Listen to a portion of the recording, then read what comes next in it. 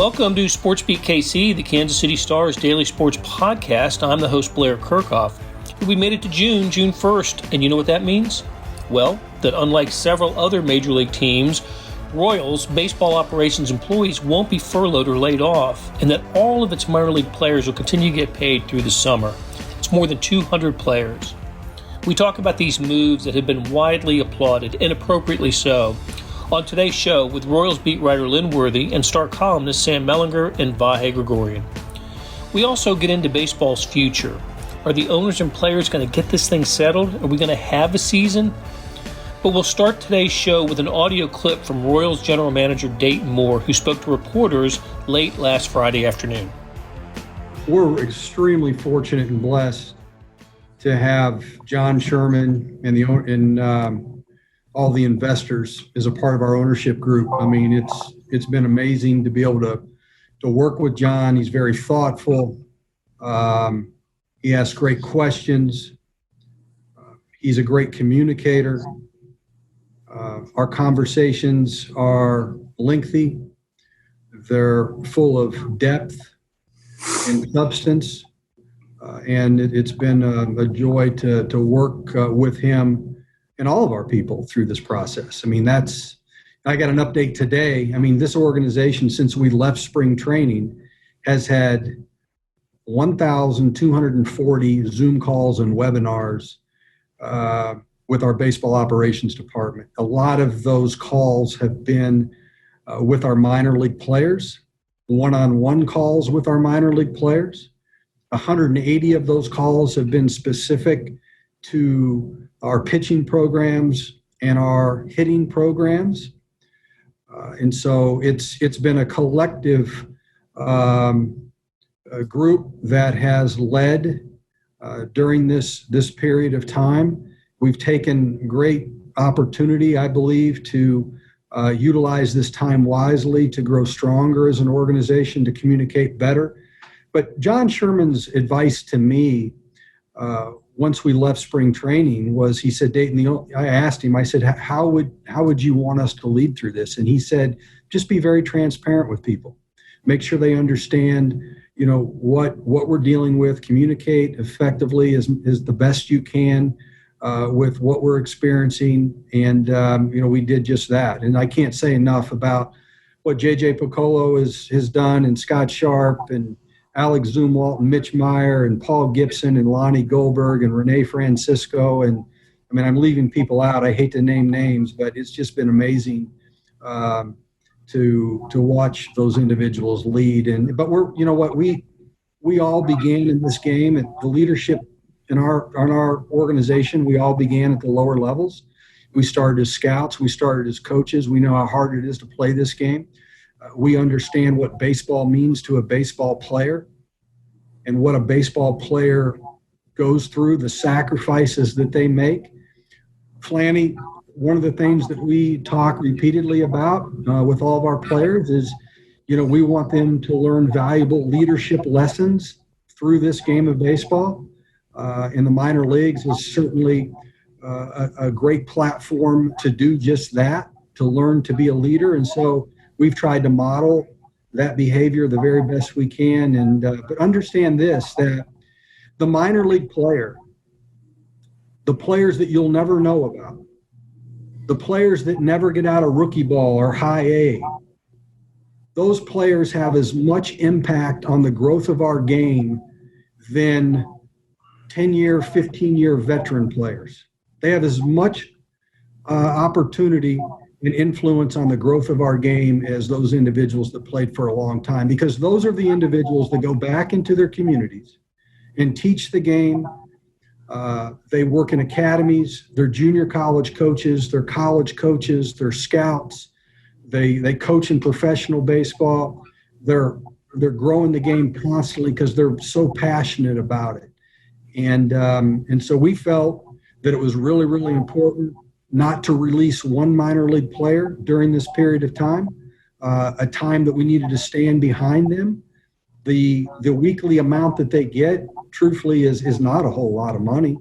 It's important. It's not my money. Okay, let me just preface that. It's not my money, but in the scheme of things, It's not like they're getting rich, but we wanted to just stay with them. John Sherman understood that from the very beginning. I mean, this guy, when you evaluate and you look into the history of what he's accomplished and how he's accomplished things in his business and in his personal life, this was a very easy conversation to have with John Sherman. He understood our philosophy greatly. How proud are you, Dayton, too, that, considering what's going around baseball right now with so many teams releasing players and laying off people, that you work in this organization where they're doing just the exact opposite? Well, Flanny, I never judge what another organization does. I'm not sitting in their chair. I do know the other 29 general managers and many of the presidents, and they love baseball players and they care deeply about this game. Right. And so I'm not judging them one bit, but we're focused on what we have to do, what our culture is about.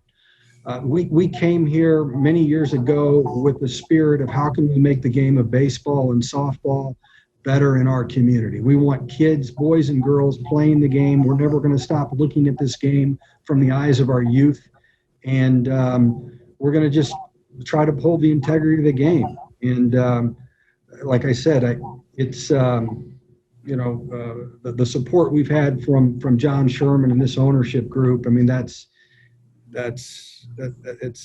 been amazing, really. So without sounding corny though, but how much did that warm you to hear those words from the owner?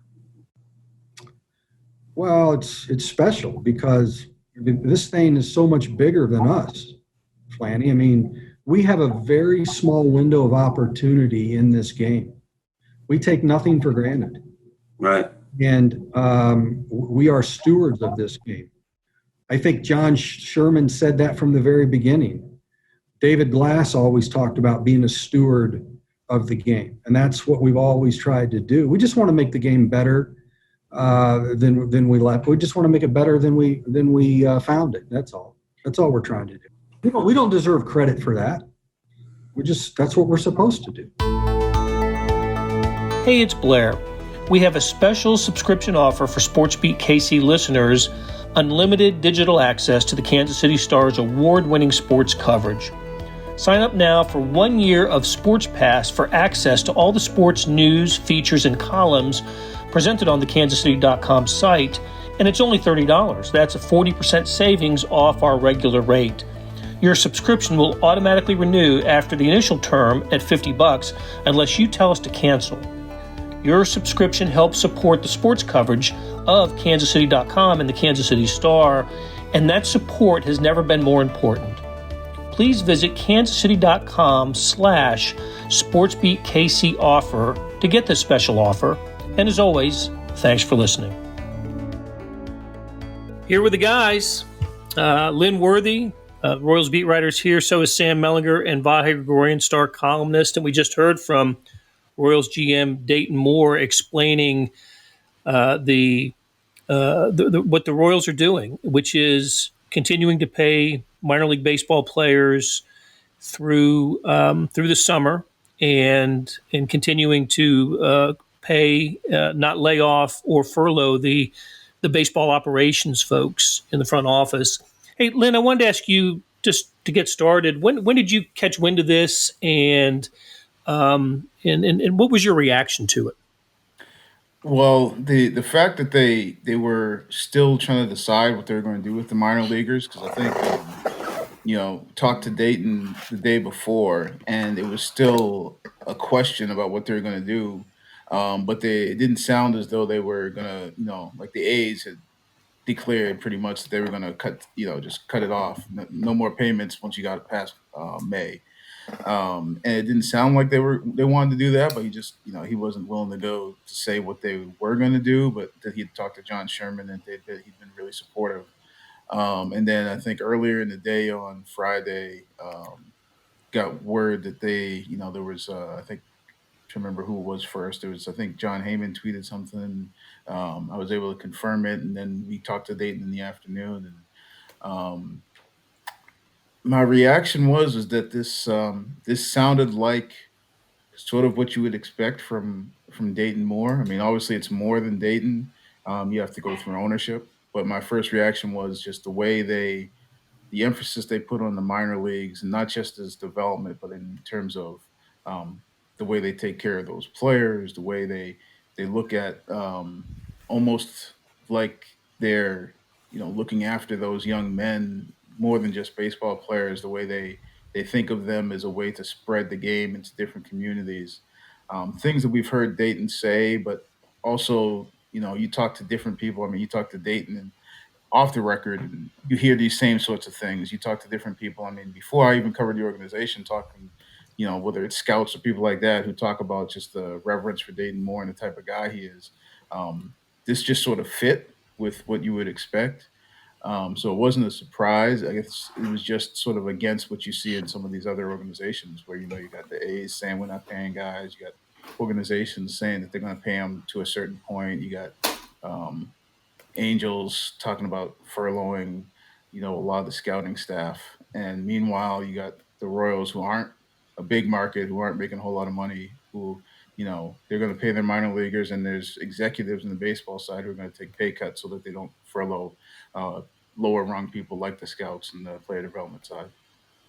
Yeah, I was going to ask you why all this is significant. I think you just told us because of what other teams have been doing. In fact, correct me if I'm wrong, Lynn, I think I have read that the Twins also are paying their minor league players. And then I don't know if every team has weighed in on this, but so the Royals and the Twins are the only ones that I've seen paying their minor league players through the summer. I'd have to look at it. I think there's some other teams who are paying through the summer, but some of those teams also cut minor leaguers. And that's the other thing the Royals aren't doing, is they aren't going to release any of their minor leaguers for the foreseeable future here, where in this last week we've seen, I think the Mariners were one who cut somewhere upwards of 30 minor leaguers just in this last week. The Royals are not going to cut anybody, and they're going to continue paying them through the summer. So that's where there comes a little bit of difference. Is there's some teams who are paying, but they just put a bunch of guys out on the street within the last week, and then there's some teams that are like the Twins and the Royals have already declared we're not cutting anybody, and we're going to pay them all through the end of the minor league season.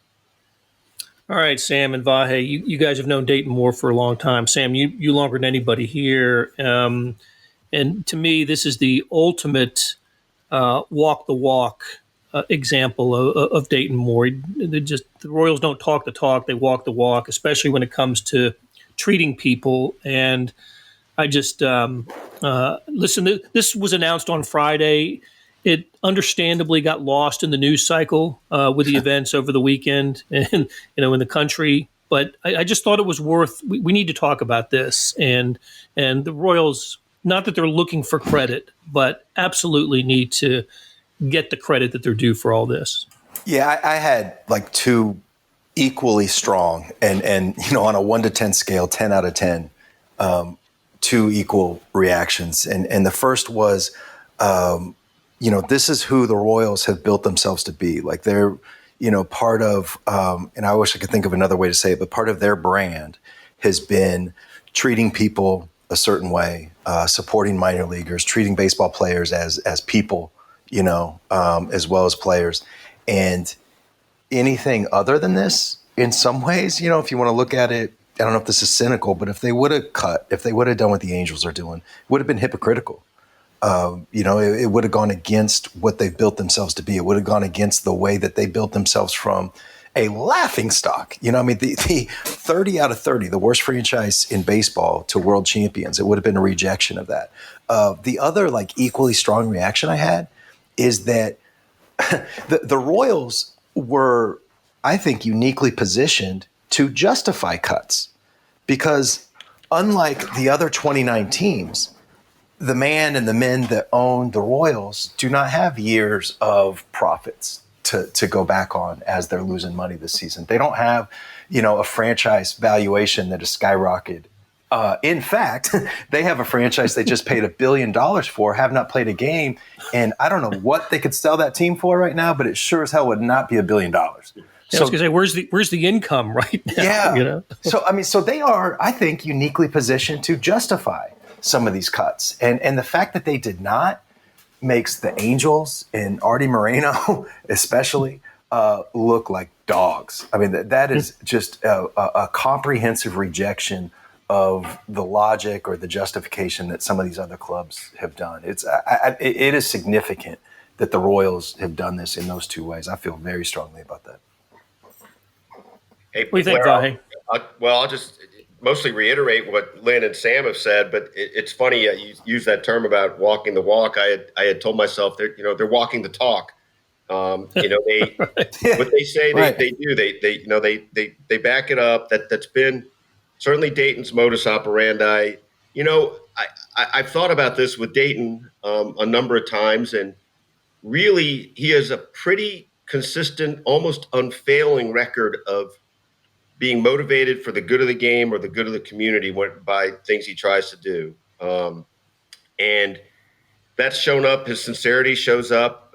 We saw a lot of people, I don't know if they were retweeting Lynn's tweet, but they were retweeting a Peter Moylan tweet the other day about Dayton's words from this. Eric Hosmer was tweeting it and saying he loved playing for Dayton, and Moustakis retweeted it and said same. And so that's just bedrock part of this, and Sam laid out so well.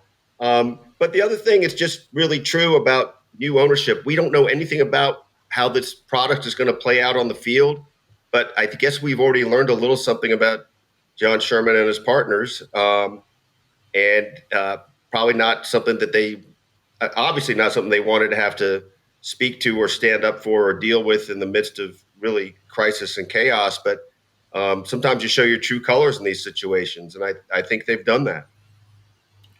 Lynn, do we know how much this is going to cost the Royals? The minor league players, I'm trying to remember, I think the estimate was that, for the end of the season, it might be like a million and a half. Like, it's not a whole lot. I mean, they get about $400 a week stipends. There's more than 200, probably somewhere between 200 and 250 probably players in the minor league system. So it's really like $1 million, somewhere between $1 million to $2 million, less than $2 million, is what you're talking about to pay minor league players through the rest of the season. Okay, all right, no, not insignificant, but again, I mean, there's no right now. There's no income, right? There's no ticket sales and no games have there are no games to televise, and we're all enjoying some of the trips down memory lane of the postseason and now regular season milestones that we see on Fox Sports Kansas City, but it ain't the same as as live events. So, and speaking of live events, let's figure out where this stands right now. We're recording this on Monday, June the 1st, and as of now, there's no agreement between the baseball and the players' union, and that stands, I believe, stands alone on the major sports landscape in our country. The NBA, the NHL, MLS all look like they're in agreement and have dates and schedules and plans for restarting. We know that golf is going to get back. NASCAR's already started, but baseball is the outlier here. There's just some disagreement, and I wanted to get you guys' opinions on the look that this is presenting to sports fans, to baseball fans, and to sports fans that baseball, at least right now, and they've got a little bit of time, right? Maybe this week, if we're looking at a timetable, if they want to get going by mid-June in terms of a spring training, they've got this week to maybe get something done. Do we think something's going to get done? Sam, let's start with you, bud. I'm so frustrated with it. I mean, I still think that something will get done. But the only reason that I have to think that is just because of what not getting something done would mean. That, just the whole logic about, they can't afford not to do this. But that's how I look at it when I'm just, reading what's being reported. But then, and I think I'm actually going to end up writing about this week, but then you start talking to people in the game and it doesn't make me more optimistic. It goes the other way. And it is so freaking frustrating that, for those of us that love baseball, that want it to grow, that want it to stick around, the opportunity cost in what could have been done compared to what is being done is just enormous. And even if they get to a point, by Friday or whatever, where Okay, it's not going to be 82 games like the owners originally said. It's not going to be 114 like the players wanted. It'll be 95 or whatever. And they figure out the details. It just still leaves a bad taste.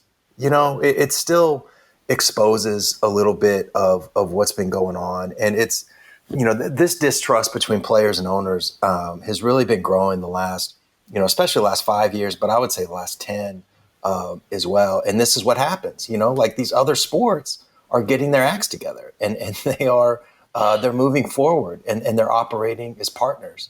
And the fact that baseball can't do that right now, it's just, God, it's frustrating. This could have been a chance for baseball. We talk and we hear all the time about how baseball isn't capturing young fans, right? And this could have been such an opportunity for them to do that. A captive television audience desperate for live sports, and instead of real games and Mike Trout on your television screen, what you're getting is just this bitching back and forth between players and owners. It is God, it's frustrating. I think that's a good point. Go ahead, Vahe. No, sorry. Just to sort of add to that point, it's coming off as just petty bickering that is tin-eared to the times, for one thing, right? I mean, we've got most people at least cognizant of all that is going on in a society that's been in panic, been in flames, been in all kinds of just craziness, and it's like just some other negotiation between these two, as if the rest of the world, they're just in a vacuum from the rest of the world. And it really just comes off as so distasteful.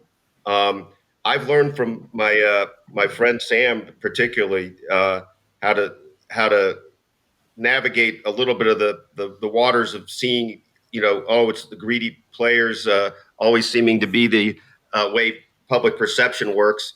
But it's quite clear the owners are really at the crux of this, but they're both to blame. And I don't know how you change that culture, right? That's a separate kind of culture from all these other things we're dealing with right now. But it's a cultural problem of its own.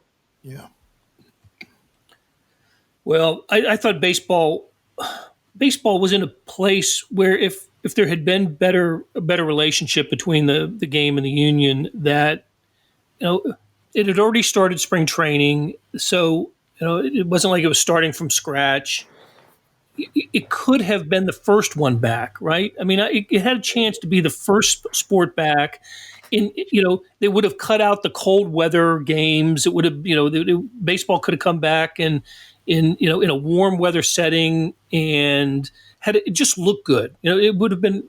I think baseball's still popular enough that everybody would have been excited about the first team sport to return, and they have squandered that opportunity. Yeah. And so again, it's not too late. And July, that first week in July, whether it's July 1st or July 4th of July for a start is still possible, and people will enjoy that. But anyway, I want to get back, Sam. I thought you made a great point about the youth and possibly losing, a generation losing interest in baseball because of this. I'm not sure how it happened to some extent in 1994 with the strike when we lost the postseason. I still know people today who say they baseball turned off for them at that point. I think it risks that and more this time. Well, so can I just say something real quick? It's not just the people that turn baseball off, but it's the people that never turn it on.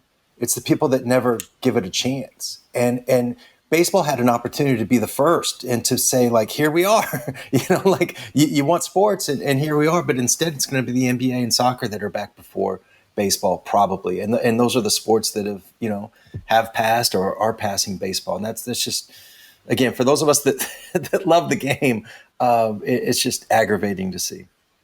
Yeah. Lynn, what do you think is going to happen? Well, actually, I had a question because it seems like we've talked a lot, or you guys have mentioned a lot about the idea of being the first back. And because I still feel like there's time, but I guess my question for you guys is, how much do you think they would be hurt by not being the first back? Because I guess I've always been a little pessimistic in terms of how fast this thing was going to move, just because we always heard different details and things before they actually got presented in proposals, so you knew it was going to be lag time. So I just always assumed that, but I still feel like there's time. And I wonder how much you think the actual not being first is going to hurt the game.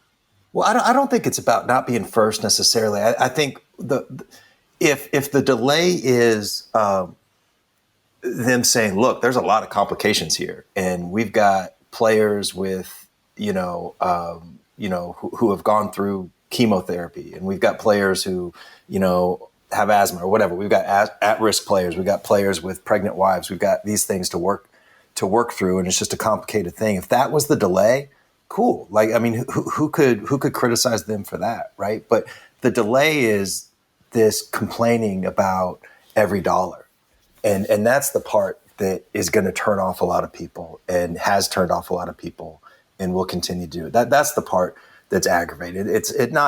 I totally respect, anybody can respect how complicated the whole thing is, but you got to get through the money. And if the delay is we don't have enough testing or whatever, okay, fine.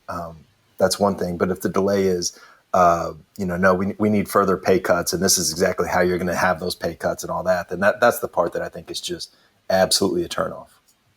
But it's kind of, I mean, and obviously the money is the thing that gets, a lot of the attention, but it is sort of both right now, right? I mean, like, it is you still have to work through those other things. I mean, like, that was one of the first, right? So, I mean, like, that's. Yeah, but if that's what it was, it's still the money. Like, if you get through the money, and then you can put all of your energy and your thoughts into, this, what should be a mutually, that's common ground. Like, the owners don't want the players to not be safe, right?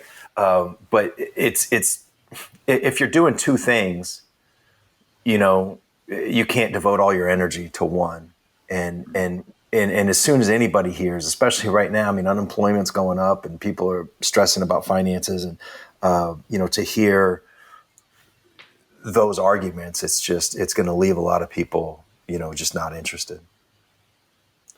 One thing I think about, and baseball still has an opportunity to be the first back, depending on when MLS, because NBA is not coming back till the end of July, right? And I'm not sure about the NHL. So there is that opportunity, but I think it could have come back a little earlier and then really had the landscape to itself. And think about when baseball, if it does come back, when it's going to end and what it's up against when it ends. It's postseason with, all of the spring sports schedule has been picked up and moved to almost all of it to the fall. So baseball's not only going to be competing with NFL and college football, but the Kentucky Derby is going to be in the fall, and the Masters is going to be in the fall, and the Indy 500 and other events. It's just going to be potentially such a crowded sports calendar when baseball is at trying to make its case as America's game in the postseason with its TV ratings. It's going to be more difficult for baseball the baseball championship at the end, and I think that's that was always going to be true anyway. Look, right, but I think that's going to complicate. It's going to complicate things for baseball in the fall. All right, guys. Hey, look, I'm glad we had this chat. I'm glad we got to talk about the Royals and Dayton Moore and the organization. Let's not lose sight. That was the important part of the conversation today, and I really do salute. I loved what Dayton said too about about why the minor leaguers are so important. The guys that play even in the lowest levels of minor league baseball, they're the guys that go on to work in the academies and become your junior college coach and your that type of college coach, that sort of thing. I just thought that was brilliant, and that is, it's one thing to do what they've done, but then to justify it that way, I think that's the note that really resonated throughout baseball, and I was so proud of my hometown team when I saw that. And this is underlining something that Vahe said earlier, but that was like the most Dayton quote that I've ever seen. That's how he's always presented himself publicly. It's how he's conversed with everybody on this call privately. That is freaking who he is, and to see him articulate it in that way was just beautiful. And the one thing that sort of gets lost in that is, I think I'm trying to remember who it was who asked the question. It might have been Flynn. He asked the question of just like how good it feels to see the organization embraced that. And he said something along the lines in there of after that quote about just, we don't get credit for that. That's what you're supposed to do. And again, that was again, to me, just what I've known of Dayton and the people in the organization and just the sort of the atmosphere and the tone that's set. The idea of, because obviously that quote's been out there and people have jumped on it and rallied behind it. But he's like, this is what you're supposed to do. This is, we're not looking for credit for that. It was another thing that he said that resonated with me at least. Same here. All right, guys. Hopefully the next time we talk, we'll be breaking down the Royals' 50-man roster going into going into spring training. All right, Lynn, Sam, Vahe, thanks a lot, guys. Thanks, Blair. That'll do it for today. Thanks to our production staff of Derek Donovan, Savannah Smith, Randy Mason, Beth Welsh, Jeff Rosen, and Chris Fickett. A tip of the cap to all of our guests, Lynn Worthy, Sam Mellinger, and Vahe Gregorian. Links to stories about the Royals can be found in the show notes and always on the True Blue app. Hey, earlier in the episode, you heard me talk about the Sports Pass offer, and still stands, still a good one, $30 for a year's worth of sports coverage, and that includes the Sports Extra on the e-edition. Here's an even better offer. Buy the entire Kansas City Star product. Sports, news, features, commentary, and analysis, the whole thing. You get all the stories written by my talented colleagues, plus additional news, sports, and business coverage. The details can be found at account.kansascity.com/subscribe. That's account.kansascity.com/subscribe. Hey, whether it's the Sports Pass or the full subscription, you're getting and supporting the best sports and news coverage in Kansas City and helping us produce programs like SportsBeat KC. Thanks for listening. We'll talk to you again tomorrow.